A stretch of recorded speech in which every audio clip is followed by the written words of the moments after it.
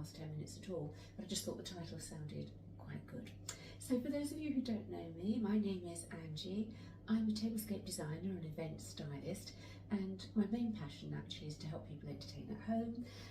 When you're entertaining, I just bring everything and create beautiful table settings and beyond. But one of my other passions is history. I just love learning about history. And you know, there is quite a connection between what I do and history, because after all I do a lot of styling for very special days such as Christmas, Easter, Valentine's Day, Mothering Sunday that's coming up very soon. And so there is that link. And today I wanted to share my tea time tale with you because it happens to be a very special day. Today is the Thursday, the 29th of February, and it's also, of course, Leap Year's Day. Now, you might be wondering why I'm dressed as if I'm kind of an extra out of Downton Abbey. I'm not going to be speaking at all about the Roaring Twenties. In fact, I'm going back much earlier than that, but unfortunately I don't have a medieval wench's costume or a nun's habit either, both of which would be very appropriate for today's tea time tale.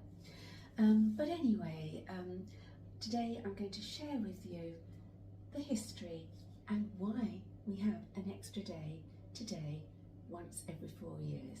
So why don't you pause me for a moment, pour yourself a cup of tea, and then join me. It's okay, I'll have a sip while I wait for you.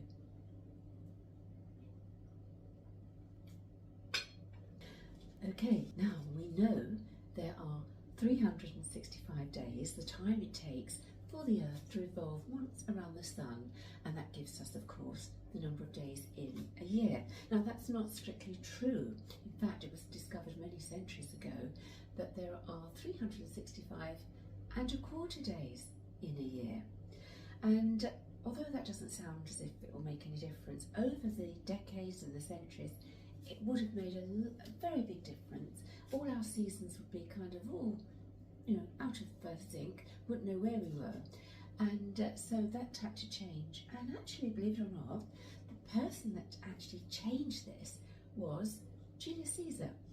Back in the BC 45, together with his astronomer, they calculated that if they added on just one extra day, once every 4 years, that would make things fine, everything would be okay, hunky-dory, and we could carry on with our seasons, and no one would really be any the wiser.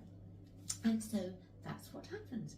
Once every 4 years in February, we have that extra day, February the 29th, and that's the reason for it, thanks to Julius Caesar and his astronomer way back in 45 BC.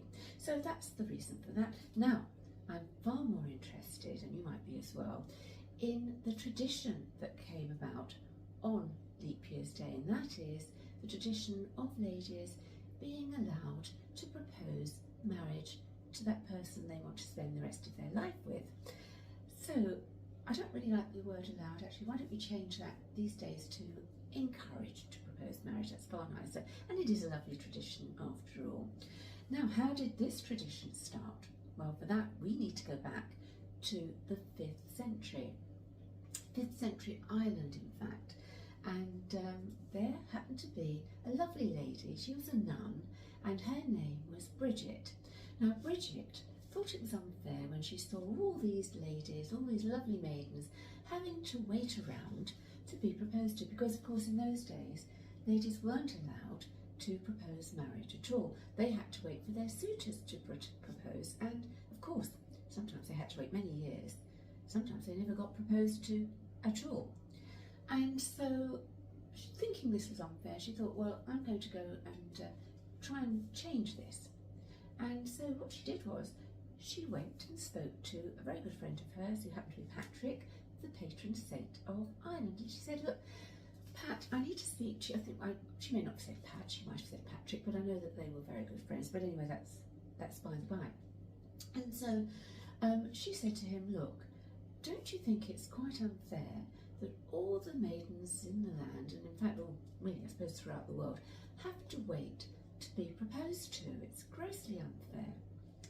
Actually, thinking about it, she was probably the first feminist, wasn't she? Because she wanted to change things. Well, Patrick, being like a lot of men, didn't really want change. He didn't want disruption. He thought, well, what can we do? I really need to help Bridget. After all, she is a good friend, and I'd like to do something if I can.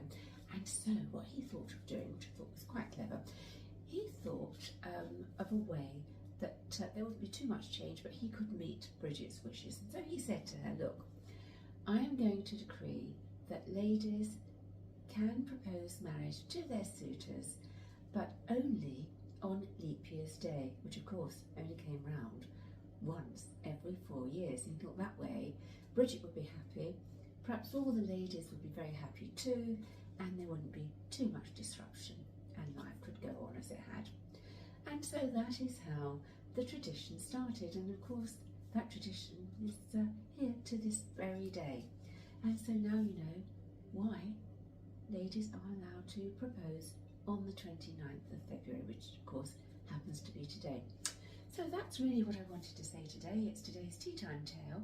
And ladies, if any of you out there do decide to propose marriage, we would love to hear about it. Why don't you let us know? I'm sure whoever you propose to is going to accept, and well, we would love to know more. So why don't you share that special story with us in the comments? Come back to us.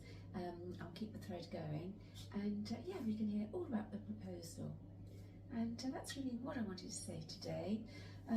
Whatever you're doing, remember, the best memories are always made when you are gathered around a table with your family and friends. So I hope next time you are gathered around a table, you have an absolutely wonderful time, whether you're having a cup of tea or something stronger.